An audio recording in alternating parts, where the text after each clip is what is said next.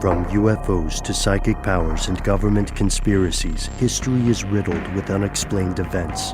You can turn back now or learn the stuff they don't want you to know. A production of iHeartRadio.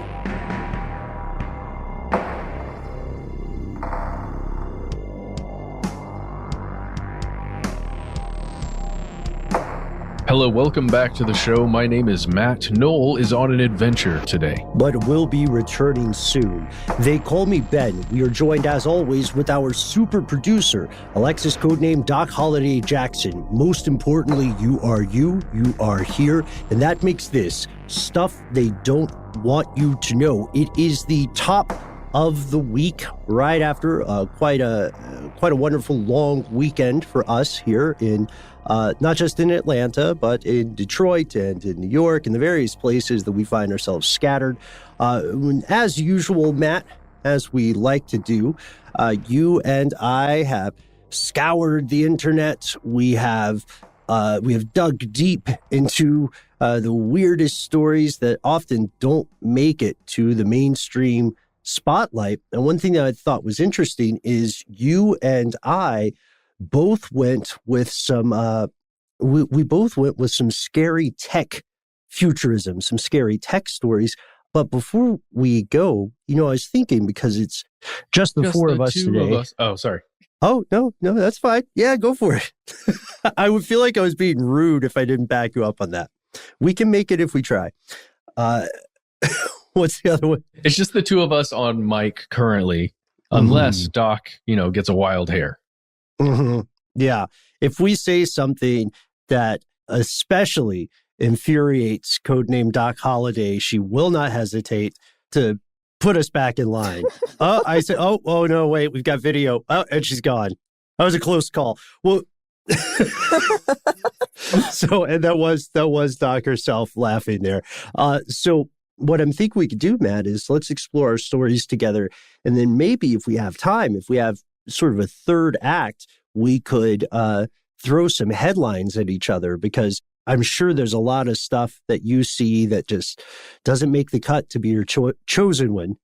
I almost said chosen one. Your chosen one for the week. How do you feel about that? Sounds great. Did you read the one about the stingrays in the little touching area of a specific, the place where you can actually touch the stingrays at an aquarium? Oh, yeah. No, I didn't. Okay, well, we'll talk about it later then. Well, now we have to do it. Did you read the one about the rogue AI drone? No. Okay, all right. Well, okay, we'll do the show first, and then we'll do the rest of this. Okay, so we said we picked two pieces of scary tech reporting. And Matt, I've got to be honest, mine is going to be familiar to quite a few of our fellow conspiracy realists on the Here's Where It Gets Crazy Facebook page. This is a story about social media and big data collection. And your story is, I believe, also about technology that's going to become increasingly dangerous and pervasive in the next few years. And your story also deals specifically with some problems that we have pointed out in emergent AI tech, right? Yes. I don't want to go too much further without spoiling the surprise. My old friend, do you have a preference for what terrible thing we learn about first? May I go first? And it's only because it's a specific hardware, software combo that's kind of one piece of the larger story that is what you are going to talk about, I think. Let's do it. Okay, so we'll build up. Well, I'll read you what I've got here. This is the title of the article: AI emotion detection software tested on Uyghurs. This is from BBC News, written by Jane Wakefield. I believe it's May 25th or 26th of this year. And what I want to talk about today isn't necessarily about the Uyghur population and their treatment by Chinese authorities and the government there. That this is a very important aspect of this story, and it is worth going into and diving into. What I really want to talk about is the tech that is emerging here, and the implications that it could have. So this is what I'll read you directly from that BBC article. This is what it says. A camera system that uses AI and facial recognition intended to reveal states of emotion has been tested on Uyghurs in Xinjiang, the BBC has been told. Now, this is important. The BBC was told this, and they're not revealing their sources. It says a software engineer claimed to have installed such systems in police stations in the province, and the software engineer agreed to talk to the BBC's Panorama program under the condition of anonymity. And this is because he fears for his own safety. And the company for which he worked is not being revealed. It was not revealed in that entire article. But he did show Panorama 5 photographs of specifically Uyghur detainees who he claimed had the emotion recognition system tested upon them. So, first of all, before we even jump into this specific article and story that's being told to the BBC Panorama is being told by, a source that the BBC has chosen to trust with that information. But as, a listener, as a viewer, as a reader, we have to then trust the BBC as an outlet to have made that decision that, okay, this information may be legitimate. But we don't have a specific name that can be cited, a source that can be cited. So we have to take it, as a little less than absolutely true. Does that make sense? Sure. We have to at least be cautious about being overly credulous, right? That's something that's tricky with any kind of sensitive reporting because, if you're a reporter, whether you're Seymour Hersh or a cub just starting out, the last thing you want to do is compromise a source because it means other people won't trust you in the future. And in this case, it means the source could be detained, incarcerated, tortured, murdered. These are all options that are on the table. Those are all options on the table. And simultaneously, we cannot rule out that maybe, and again, I hate to even say this, but we cannot completely rule out that it's some kind of propaganda story. You just can't. Mm-hmm. So, and again, that doesn't, I guess you could assign probabilities to either of those scenarios. But in this case, we just have to be aware that they're all possibilities. But let's jump into what the article says, what information was given to BBC Panorama by this anonymous source. This person, the source, showed Panorama, like we said, 5 photographs of these detainees that supposedly underwent experimentation in some way or testing with this new software-hardware combo. And what was displayed, at least for the folks there, were these pie charts that represented what the system was seeing when it was using this new facial emotion recognition software on each individual. And it's a pie chart. And what it represents, essentially, is this person's state of mind. At least that's what it purports to represent. And what it's looking for are negative emotions, things like anxiety, stress, anger, anything that could be considered negative. They are searching this person's face, their temperature, all kinds of bio data on this person to see whether or not they could be trouble, right? Whether or not they're suspicious. And that's specifically what it's looking for. Is this person suspicious? Right. And this is going beyond your typical facial recognition match, which uses still photos, because when you're when you're capturing video like this, you greatly expand the number of things that you can measure. So we're also talking vocal tone. We're talking, you and I were talking about micro expressions off air earlier today. It also will be able to check micro expressions. They're a real thing that most people have unless they've been trained to try to suppress those expressions, those reactions, those little facial tics. But even if you have that kind of training, which again is a real thing, you probably wouldn't be able to fool a system like this if it had enough stuff to measure and if it had enough other faces to reference. Yeah, you're right. Essentially what you need for this to function is time in front of the system. You need to have a human-like face and be in front of the system for, longer than a few seconds. And this anonymous source is saying that they installed this system at prisons with an S, and that it was specifically being used on the Uyghur population. And again, as I said before, I don't want to jump too deep into that situation between the Chinese government and the Uyghur population. But I would just say that it's pretty obvious that multiple sources have claimed and seem to have confirmed the mistreatment of the Uyghur population by the Chinese government. That's at least the way it appears at this time. Yeah, you're right, Matt. The quick and dirty version of it is that the Uyghur population is considered one of China's 55 officially recognized ethnic minorities. They are culturally distinct in many ways. They've lived in the region for a long time. They're technically a Turkic ethnic group. But when we say culturally distinct, we mean like majority Muslim. The cuisine is different. They're not Han Chinese. And since about 2014, the Chinese government has been, if we're being extremely diplomatic, they've been engaging in a policy of total non-consensual cultural assimilation. So things like secretive internment camps, lack of legal process. You and I have explored various aspects of this story in the past, everything from allegations of organ harvesting, which goes back to how much can we trust question, right? Allegations of organ harvesting, the detainment camps, those have been proven, those are real. Threats against journalists, forcing children to learn the language, as well as adults learn Mandarin at least. And then even to the point of sending Chinese military members to live in a Uyghur family's home after one of their parents has been detained, just to keep an eye on people. So it is an unsustainable situation.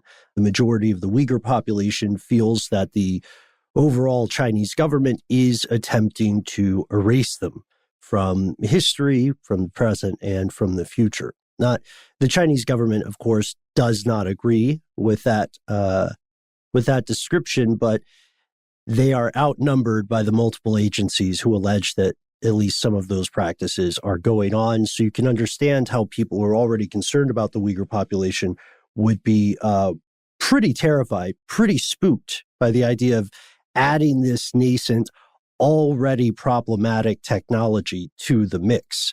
And that's something I think a lot of people explore, when you come to the concept of what is race to an AI or facial recognition algorithm. Right. And we know there are major issues with a lot of the existing technology for facial recognition because of those very things. And there are specifically major issues with this version of emotion facial recognition or emotion recognition software. And it has to do with how it was tested, at least according to this anonymous source who spoke with the BBC. This person said that test subjects were placed into restraint chairs, which sounds very stress-free already, just calling it a restraint chair, right? Right. Which are widely installed in police stations across China, according to the BBC. Quote, your wrists are locked in place by metal restraints, and the same applies to your ankles. Again, this is like a day at the spa. Sounds the same to me. Wow. Then what they do is they use the AI system, pointed at your face and detect everything from your facial micro expressions, as you said, Ben, to the way your pores adjust because it can see that deeply into you. And, like you said, temperature, all these other things. And it's really tough to even imagine this being real because according to the source, the whole reason for this is to be able to provide, quote, prejudgment without any credible evidence or without evidence. So to be able to precog crime and or threats to a location or individuals. That's what this whole thing is about. Or to determine, it'll probably start with determining evidence, right, of a past crime. The lie detector idea is, I think, where they're definitely going first, right? Show you a picture of something, an explosion maybe, and then ask how you feel about it. It's also interesting. Set a baseline and then move on. But that's certainly one way that it's being used. I think the other issue is that it's not just police stations. It's also being used in assisted living facilities, in some schools. It's being used just at random police checkpoints you can set one of these up, or when entering a large corporate building. These systems have been tested in several different places. Again, it's not all the same system. It's not all the same software and or hardware, but there are various systems like that are meant to do the same thing and just see how you're feeling. Yeah. One of the interesting things there to me was that there's a list of emotions that they're looking for, right? Beyond just the pie graph stuff, there's a project manager who speaks on record in an article quoted by The Guardian, and they talk about, they have literally a list of emotions, and one of them really stood out to me, man, was boredom. I don't think boredom should ever be listed as a crime. I think it's okay to be bored. I think I don't think anybody should ever be bored because there's always something interesting to do, right? But I think it's okay if that's like the choice you make or that's what you're going through. None of this is happening in a vacuum. There are multiple reports that Uyghur populations already have to give DNA, have to get facial scans out the wazoo, and then also have to download an app on their phone. And if they don't carry a smartphone, they may be seen as suspicious because they may be seen as trying to avoid that app and that tracking. So this is like, if there's an emotion that's not terror that these folks are experiencing, I say let them have it, let them be bored. If you have that luxury. People don't realize boredom is a tremendous luxury. Imagine the other implications. If it's not just bored, if it really is anger that they're looking for, or just a general stress, and you're having something, let's say you're Tokyo and you've got an Olympics planned, and you want to have a way to possibly check and see if anyone means other people harm when they're entering a large, stadium or facility or something like that. And you potentially could. I can imagine an authority really liking the possibilities that the software would provide or the system would provide. But then you imagine it in train stations, and then you imagine it in airports, and at your job and at your kid's school, and you just imagine the world looking at you and judging if you're having a bad day. And possibly if you are having a bad day, maybe you're a terrorist, maybe you're, a potential threat to somebody else. And that's absolutely what's happening. And I just want to bring this up with you because I know you've probably thought of this too.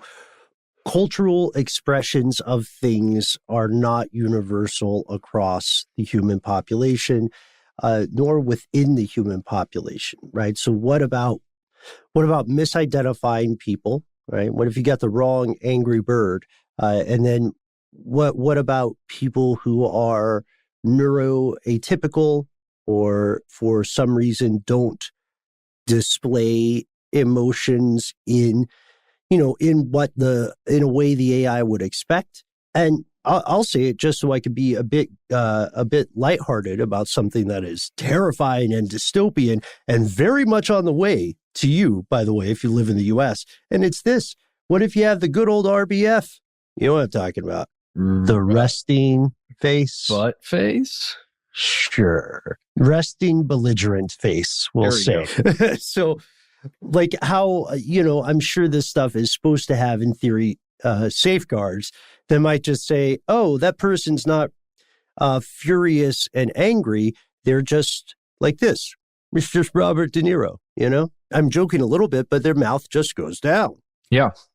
No, for sure. And again, if I'm in an off mood and I'm walking by a random kiosk, I don't want to get tackled by some security force. Anyway, it's a weird situation, right? The last thing I want to say here, Ben, is that this tech, at least according to The Guardian, and you can read this in their article, Smile for the Camera, the Dark Side of China's Emotion Recognition Tech. You can read about how the global markets view this industry. And there's a quote down here that it's being forecast globally to be worth nearly $36 billion by 2023. This whole facial recognition, emotion recognition industry, big emotion detection. and you can read a ton more about that as well if you head over to Where is it? It's Intrado, Globe Newswire. They've got an article called Emotion Detection and Recognition EDR Market to reach $33.9 billion by 2023.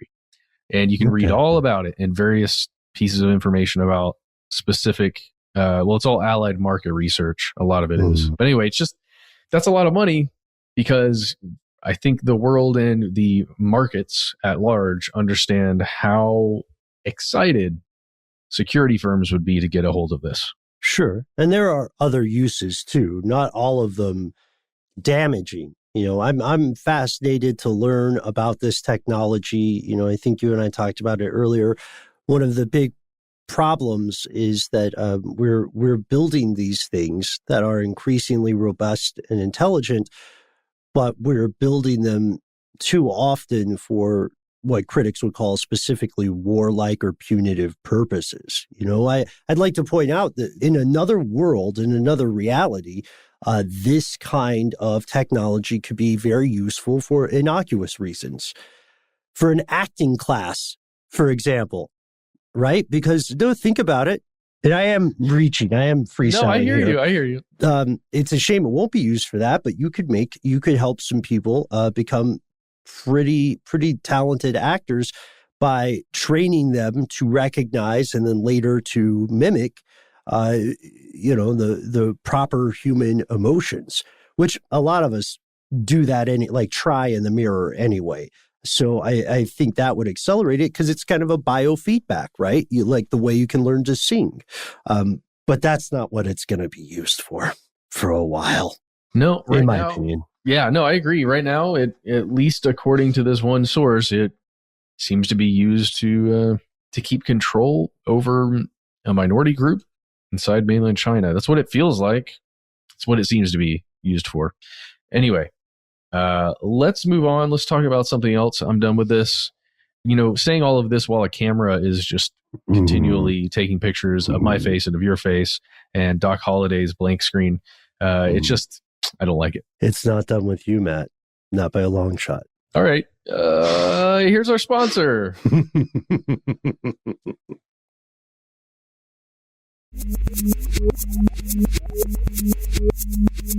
And we have returned. So who has not had this experience? If you have social media, you have a smartphone, or your friends have social media, your friends have a smartphone, you have likely encountered some kind of ad that seemed like it came out of the blue but knew too much about you. We can make up the anecdotes. It's a Mad Lib at this point. Everybody has a story like this. Let's say you're over at your, Matt, give me an interesting name, please. Richard's Variety Store. Mm-hmm. Okay. No, I'm just joking. No, it's perfect. That's perfect. So you're with your cousin, Richard, and you're at Richard's Variety Store, which is a neat little store here in Atlanta. And Richard is, let's say, shopping for a surprise for their partner, right? And they say, things are getting pretty serious. So I'm going to get my sweetheart a miniature stone sculpture. You were killing it with the props today. A miniature stone sculpture. There's an ad for it on the website I'm looking at. And a whoopee cushion. So she knows I'm also into the lighter side of life. And you say, okay, that's awesome. So you buy these little gifts with your pal, Richard. And then you log on to your Facebook, or your probably statistically more likely your Instagram or TikTok. And then you start seeing sponsored content for miniature stone castles or Whoopee 2.0, the last word in whoopee cushions. And then you also start seeing recommended things that tell you it almost seems like urgency. You're on Facebook and it says, Richard likes Shake Shack. And there's a picture of a burger and it's snitching on Richard's diet to you. And you don't care. Maybe you guys just went to Shake Shack. Who knows? Most people have pretty reasonably assumed that this was happening because social media companies and data aggregators were less than honest about what they were collecting, how they were collecting it, and where they were moving it or where they were selling it, and were being candid. And so today's story, with help from our conspiracy realist over at Here's Where It Gets Crazy, comes from a privacy tech advocate named Robert G. Reeve, who had one of these experiences. And he's one of those guys who, living in that tech space, he hears stories like this all the time, reported the same way somebody might report a story about seeing Bigfoot. And I get the feeling that he was pretty often the voice of reason in the room, saying something like, well, I don't know if your device can hear you the way that you seem to think it can. So he recently went on Twitter, Matt, and he unraveled the mystery. And what I'm hoping we can do with our time in this segment is to walk through some of his story and then stop and check in. So we'll start going through some of the tweets. That's great. Awesome. Robert, here's, in case you are listening, sir, thank you for the fantastic work. Here's what you had to say. I'm back from a week in my mom's house, and now I'm getting ads for her toothpaste brand, the brand I've been putting in my mouth for a week.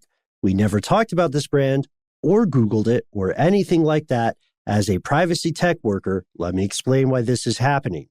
And this, for a long time, by the way, I just assumed that apps were actively listening unless you explicitly denied microphone access. And even then, I thought, oh, well, how much do I trust it? The answer is zero, obviously. Yeah, well, just to be clear, Robert, and I know you're a privacy tech worker. No, I'm just joking. I'm not talking down to you like that, Robert. We know you know more than us. But, Siri and Alexa and those things are always listening.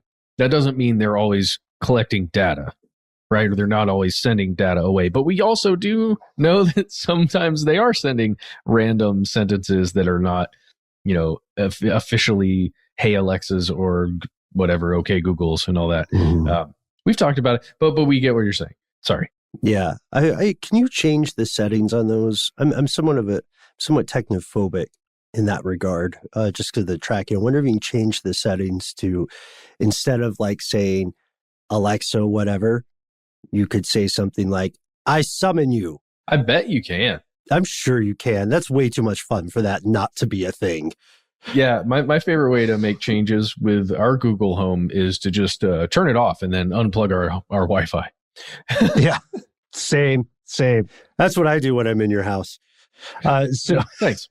You're welcome, man. I'm looking out for you because you're already asleep. You know what I mean? So exactly. It's on me. It's an issue of responsibility at that point. I appreciate you letting me get so much rest. Just for the record, I have not broken into Matt's house. I left the door open. Okay.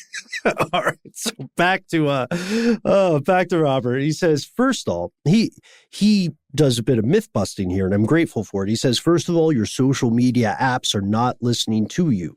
This is a conspiracy theory. It's been debunked over and over again, which, as you point out, Matt, it's not the same as the voice activated surveillance devices or fun cylinders or whatever you're supposed to call them. He continues with his tweet and he says, but frankly, they don't need to, meaning they don't need to listen to you because everything else you give them unthinkingly is way cheaper and way more powerful. Your apps collect a ton of data from your phone, your unique device ID, your location, your demographics. We know this. Data aggregators pay to pull in data from everywhere. When I use my discount card at the grocery store, every purchase, that's a data set for sale. They can match my Harris Teeter purchases to my Twitter account because I gave both of those companies my email address and phone number, and I agreed to all that data sharing when I accepted those terms of service in the privacy policy. Here's where it gets truly nuts, though. Whoa. Here's where it gets truly nuts, though. I think Robert's trying not to use our phrase, but he knows what he's doing. I think that would make our days. You know what I mean, Matt? According to that Chinese facial recognition software, I have 3 emotions a year, and it would be awesome if being pleasantly surprised that way was one of those emotions. But I'm saving them. I me. I like to save them till toward the end. Ben is allowed to be bored 3 times a year. 3 is bored an emotion? I guess so. I wonder if you can live. I wonder how long someone can be bored. It's such a foreign concept to me. I don't know. Because at some point, doesn't it just become like listlessness or a symptom of something larger? Yeah. Like you probably aren't going to go to a psychologist or therapist and say, hey, I've been feeling bored for 5 years. I wonder what it is. And have them come back with a diagnosis that's just like, dude, you are super bored. Yeah. And, you know, depression and hopelessness and all those things can lead one down, I bet, paths of boredom. And I bet that's why boredom is actually, I just thought about it, Ben. That's why boredom is tested. Because in some of the prison systems, not to jump back too hard. No, this is great. This is great. But it's some these intertwine. Yeah, they really do.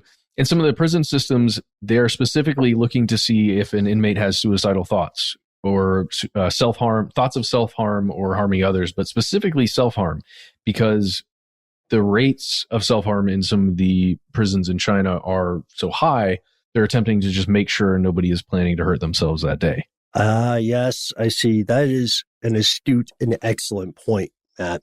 And, you know, both of these stories are really about the erosion of privacy and the obsessive tracking of people with the ultimate goal of predicting their actions. You know, you're not far off at all if you were thinking like Matt did about pre-crime.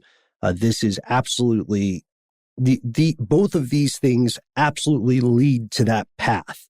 But this story now from Robert is primarily at this point about messing with your head and priming you to buy stuff. Not an Amazon Prime reference, but yeah, I guess it was accidentally. Yeah. Sorry, Jeff. I'm not paying you for that one. I just call him Jeff. So Robert goes on. He says, here's where it gets truly nuts, though. If my phone is regularly in the same GPS location as another phone, they take note of that. They start reconstructing the web of people I'm in regular contact with. The advertisers can cross-reference my interests and browsing history and purchase history to those around me. It starts showing me different stuff based on the people around me. So family, friends, co-workers. Knowing this is just a pause in his tweets. Knowing this, man, just think about how sticky and strange those events can get. Like, let's say, let's take Richard. Okay, let's say Richard's miniature stone sculpture and whoopee cushion were a success. And let's say Richard got a ton of boyfriend points for it. He's living high on the hog. And he is scrolling through some social media app or something, and he starts seeing ads for wedding rings. And he thinks, well, I'm against the idea of matrimony. I am never going to get married. Why the hell is this showing up for me? Well, it's because your significant other really, really wants to get married. And that puts you in a weird situation. That's possible. And Robert, that's where we continue Robert's tweets here. It will serve me ads, he says, for things I don't want, but it knows someone I'm in regular contact with might want, to subliminally get me to start a conversation about, I don't know, beat me on this, doc, f***ing toothpaste. It never needed to listen to me for this. It's just comparing aggregated metadata. And then he also says, look, this is out in the open. Tons of people report on this. It's just no one cares. We decided privacy isn't worth it. It's a losing battle. We've already given away too much of ourselves. And then he goes on to share some fantastic resources that I highly recommend. Reply All, excellent podcast. They have a great episode, Is Facebook Spying on You? We have a pretty solid episode on it too that could definitely use an update because it's several years old, but most of the information in there is still relevant and correct.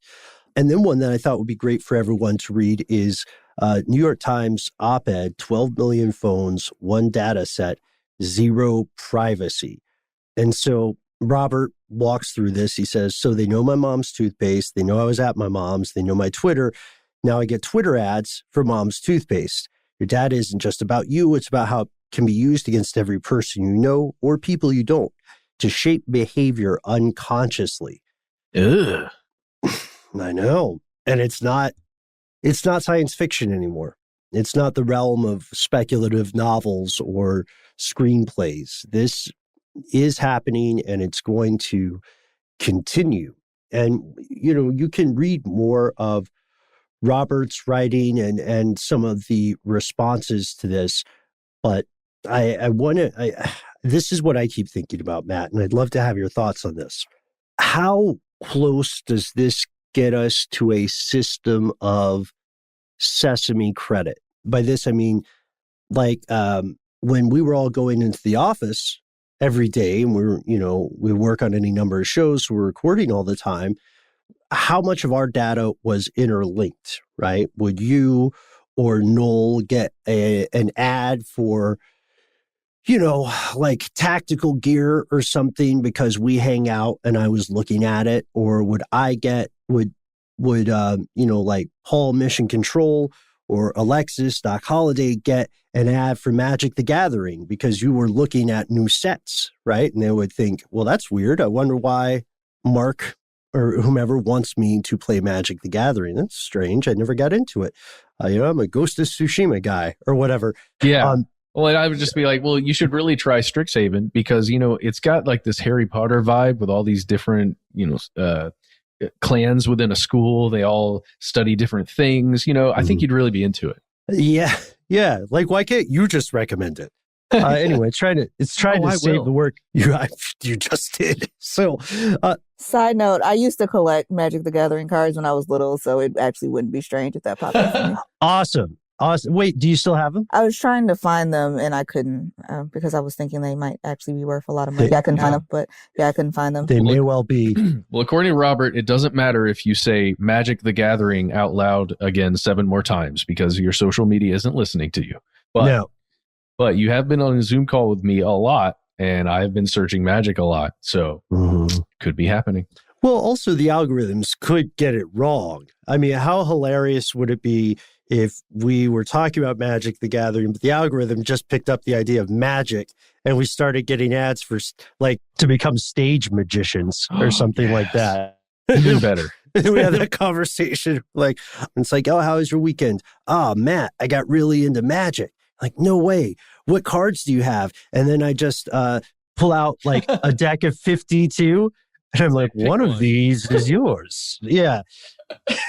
I don't know if they're that concerned with that terrible joke. But the reason I'm bringing this up is because having your data and your life be bound to the company this software believes you keep could in the future have a negative impact on you. What if, for instance, as the surveillance net tightens, you are seeing you hang out with people who are considered to have bad credit, right? Will you find your credit impacted in the future by that just because you are associated with those people? It's possible. And I don't know what laws have been written that might restrict that. They're certainly not applied at a federal level as far as I can find, but I'd love to learn more, maybe in a full episode. I think we can pause here for another word from our sponsor. Wouldn't it be funny? It was stage magicians and Magic the Gathering. We can hope, Matt. But while we're on this brief break, before we come back and throw headlines at each other, folks, we want to hear from you. What are some of the strangest things that you have run into? What social media ads have mystified you? And did you ever find an explanation for them? Also, what do you think about Robert G. Reeve? He seems on the up and up to us. He looks like he is acting in good faith. He's relaying events the way he understands them. Do you believe him? Do you believe him when he says Instagram isn't tracking you through the microphone because they already have so much other stuff? And if not, what's the alternative? I cannot wait to hear these stories. 1-833-STDWYTK, conspiracy at iHeartRadio.com. Stick with us. We'll be right back to try something new and, knowing us, strange.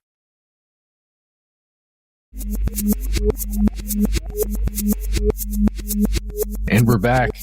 Everyone, I have to tell you this. And Ben, I do not want to embarrass you with this. I just need everyone to know that Ben reverted into his his extraterrestrial language that he sometimes uses. It's something he's learned. It's not like inside of him, but he jumped into it for just a moment right before he went to break and just played it off like it was nothing. And the emotion recognition software didn't pick anything up. So just an update. Yeah, that was my bad. That was my bad. My accent slipped for just a second, but luckily we've got each other's backs. The three of us here and you listening at home or in the car or in the spaceship or wherever the wide world finds you today.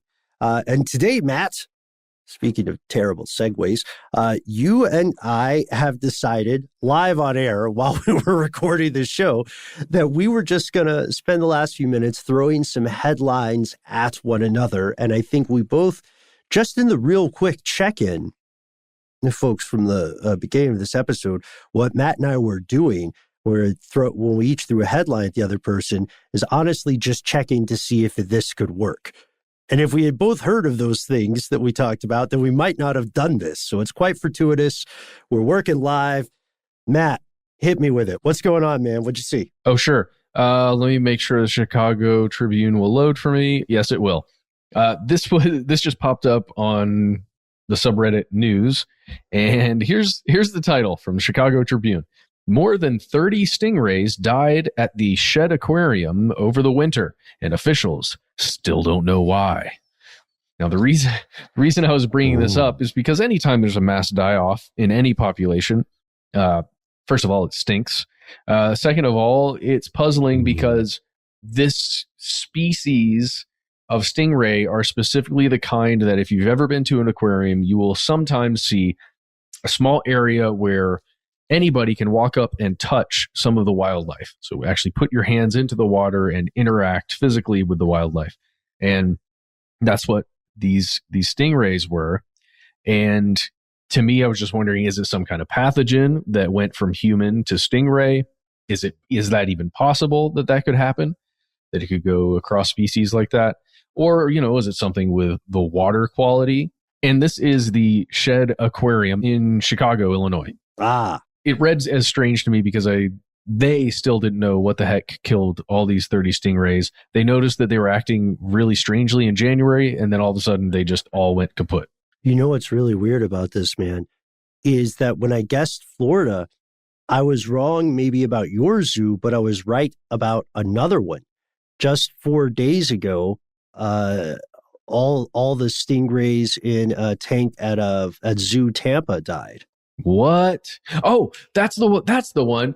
Ben, that is the one. The Chicago article is from 2019, but still, coincidence? There's a stingray killer. Yeah, I wonder. And it's different because this mystery may be a little bit easier to solve, given that the stingrays are located in a very well-defined, smaller environment, right, than the ocean. Yes, correct. All right, Matt, here's what I wanted to throw at you. This is partially about the terrors of building thinking machines as weapons of war, and then partially about how tricky headlines can be. Business Insider South Africa reports a rogue killer drone, quote, hunted down a human target without being instructed to. And this is according to a UN report. Here's the problem. This thing they're talking about specifically is what's called a Cargo-2 quadcopter. It autonomously attacked a human being during a battle between Libyan government forces and a breakaway military faction. It's built in Turkey. It's designed for asymmetric warfare, anti-terrorism operations, and it's designed to not always need data connectivity between the operator and the drone. So it works such that, like, imagine you're flying the drone. Doc, we're going to pick on you on this one. So you're Doc Holliday, you're flying the drone, and you're the best drone pilot in insert military here, right? You are the Doc Holliday of this drone program, but there's a spotty connection, and all of a sudden your screen freezes, and you cannot steer or direct your Cargo-2 quadcopter. What the Cargo-2 does instead is just continue on its own. with the instructions or the programs it believed it was given. So I think it's a little unfair to say this thing went rogue, but I do think it's fair to say this means there are autonomous flying killing machines out there. And there will be network issues. With network issues, yes. Yeah, absolutely. That's a bad one for us to end on, Matt. No, it's okay. The situation you described, Ben, feels very similar to this Zoom call where, Ben, you've got a narrative that you're speaking to, and then you have a co-host who has a terrible connection that hears you most of the time, then tries to say something, and then it comes the information comes in way later, and now it's too late. It's just really bad. Well, how 2021 is this, Matt? You and I are in the same building right now. We're like 2 creepy rooms away. People must think our office is the creepiest place if they haven't seen our YouTube videos on the same network somehow. So true. I think that is illustrative of just how finicky network connections can be. But I would argue this could make drone warfare even more dangerous as these entities become increasingly autonomous. You know, what kind of safeguards can we build in? Should we try, well, I don't know how hot of a take this is, but should we try not to specifically design the earliest ancestors of artificial intelligence to be war machines? Can't we just make them really happy to play Magic the Gathering? You know, I'm sure there's an algorithm that would be amazing at it. We tried that already. That AI's name is Sparky. You can play against Sparky as much as you want. Sparky even says, like, hey, let's play again. Oh, man, that was a great play. Oh, dude, you're good at this. Oh, let's meet up again soon after you defeat Sparky. So they're already working on MTG AI. Wow, that's fun to say. Ooh, I like that. Okay, well, let's end it there today. Folks, maybe we'll do this again. We'll throw some random headlines at each other, but you know what we'll do, Matt? I think we'll let's each get like 8 that we don't know about, and then just throw them rapid fire. And maybe we can even make, I'm doing like the end of a Rick and Morty episode. I'm sorry. Maybe we can even make it like one of the headlines is fake, and you have to guess which one is fake. I'm kind of ripping off Jonathan Strickland, so we'll think of something different. Maybe we could put some stakes on it. Maybe we could gamble stakes. I really thought you said snakes. You know, I'm gamble snakes. Why not? So I'm gonna read you 2 really fast, rapid fire. Jeff Bezos will step down as Amazon CEO on July 5th. So you're gonna have to name a different guy next time you make a reference to the CEO of Amazon. Last one. All right. This is an old one, but Amazon to buy MGM Studios for $8.45 billion. Oh, okay. None of those matter. They're not conspiratorial. Amazon wants to get into healthcare. That's conspiratorial. MGM, dude. We're talking about Mayor Goldwyn M. Yeah, nailed it. Metro Golden Mayor, I believe. There it is. Metro Golden Mayor. We would love to hear more random headlines from you, fellow conspiracy realists. We've been a bit light on this one. There is some incredibly disturbing, heavy stuff going on in the world as we record. It's been the case forever since the creation of this show. And we typically are going to return to those in the form of full episodes. For now, we need your help. We want to hear your stories. What's your experience with facial recognition, with all this near future tech that is bleeding over the edge from fiction into fact? Do you think a private company like Amazon would be great for healthcare? What do you think we should do about rogue drones? And what are your weird social media stalking stories when the algorithm does it, not some weirdo you met on the internet? That's great. Yes, you can find us all over the place on Twitter and Facebook. We are at Conspiracy Stuff. On Instagram, Conspiracy Stuff Show. On YouTube, we are also Conspiracy Stuff. Check out all of our videos. There are so many of them, even videos of these conversations. This one might be a little choppy considering the network situation in which we currently find ourselves. But hey, if you don't want to use social media because, we just talked about how that's kind of a weird thing, you can always give us a call. We have a phone number. Yes, we do have a phone number. It is 1-833-STDWYTK. 3 minutes. Those 3 minutes belong to you. You'll hear a brief message from me, and then you are off to the races, my friends. Just tell us your name. Give yourself a nickname if you prefer. We always love those. Tell us what's on your mind. If there's anything private that you would rather not be stated on air, let us know that in the message. I'm suggesting, Matt, that going forward from now on, we just tell people if you're calling us and you do not want us to use your name or voice, tell us that you don't. We're switching from an opt-in to opt-out, which is a pretty weird move. We'll see how it works out. And if you, like many of us in 2021, hate being on the phone for any non-emergency reason, and you hate social media because you heard our earlier episodes on it, never fear. We have one more way for you to contact us anywhere in the world, any time of day. That's our good old-fashioned email address, where we are. conspiracy@iHeartRadio.com.